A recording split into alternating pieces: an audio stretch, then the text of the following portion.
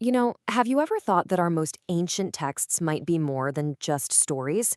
I mean, what if they're actually technical manuals, blueprints that contain the source code for the very operating system of reality itself? Today, we're diving into this incredible idea from the Zohar that Abraham, Isaac, and Jacob weren't just men, they were essential components in a cosmic circuit, a system designed to connect the infinite with the finite and light up the entire universe. So, the Zohar looks at this one seemingly simple line from Ecclesiastes. The sun rises and the sun sets, and sees something amazing. It sees a formula, a kind of divine engineering. This isn't about a 24-hour day. No, this is about the cycle of infinite light flowing from the Creator into our world. It's the story of how the universe was first brought online, a blueprint for how to safely channel that divine light into existence. Okay, so this is our source code. In this mystical view, the sun is a symbol for the infinite, boundless light of the Creator, just this endless source of giving.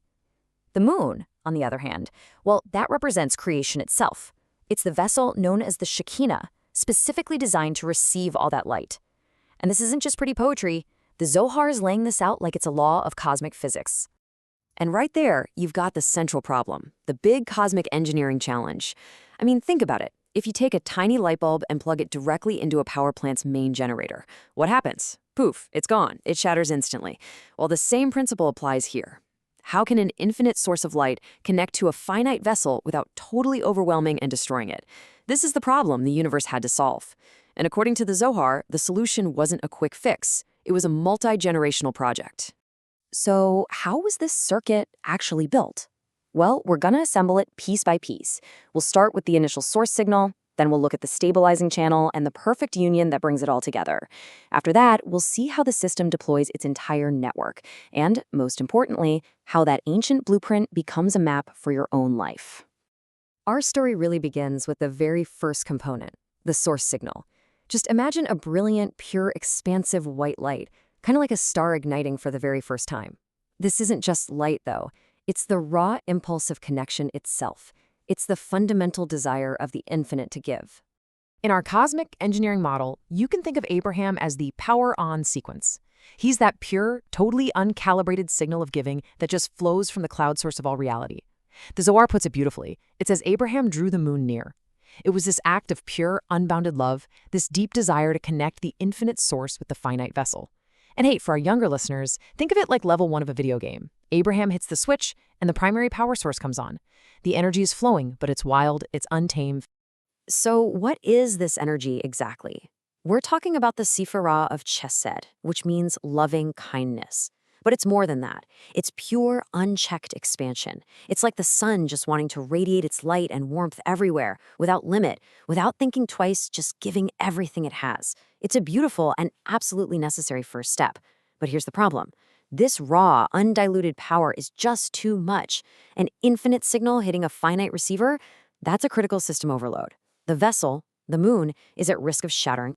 So to handle all that raw power, the system needs a second component. It needs a stabilizing channel. Now that brilliant, expansive white light is being focused, it's being contained inside defined boundaries, and it's even tinged with this crimson color. The energy is finally being managed, getting the system ready for a stable connection. Now, Isaac's role here is absolutely crucial, and it's easy to misunderstand. He isn't just passively receiving Abraham's light. No, he is actively strengthening the receiver, the moon. He's installing the cosmic equivalent of a voltage stabilizer, a processor, a firewall. The Zohar is so specific with its language. It says Isaac strengthened it and embraced it. You see, he didn't just receive the love, he built the structure strong enough to actually hold that love without breaking. In our video game, this is the essential armor and shield upgrade. Now the moon can take the power without getting damaged. The energy that Isaac introduces is the Sephirah of Gevurah, and it means strength or discipline. It's the necessary counterforce to Chesed. Think of it this way. If Chesed is an infinite ocean of water, Gevurah provides the riverbanks that give that water direction and purpose. Without Gevurah, love is just a flood that washes everything away. But with it, love becomes a life-giving river. It's the discipline that gives shape to inspiration, the structure that lets all that creative energy become something real and lasting. And all of this brings us to the final, synthesizing piece of the puzzle. We've seen the brilliant white light of pure giving and the deep crimson structure of containment. And now, these two forces blend together into this harmonious, absolutely breathtaking glow, the golden purple of a perfect sunrise. The connection is finally stable, and it's complete. All right, let's just quickly recap the state of our circuit. On one side, we've got Chesed, through Abraham, that raw, expansive, infinite impulse to just give. On the other side, we have Gevurah, through Isaac, the disciplined, containing strength to hold and structure that energy. You've got these two opposing but equally essential cosmic forces. The system is primed, but it's missing that one final component that can perfectly balance and integrate both of them into a functional, harmonious whole. And this is where Jacob comes in. He represents the Sephirah of Tiferet, which means harmony or truth or beauty. Tiferet is that miraculous balancing point right between pure giving and pure discipline. It's why the Zohar calls Jacob Shalem, or complete, because he doesn't just pick a side, he embodies the perfect synthesis. He takes the unbridled love of his grandfather Abraham and the disciplined structure of his father Isaac and just weaves them together perfectly. He is the master engineer who completes the circuit. Tiferet is really this artful synthesis that creates something way greater than the sum of its parts. With Yaakov in place, the cosmic circuit is finally complete.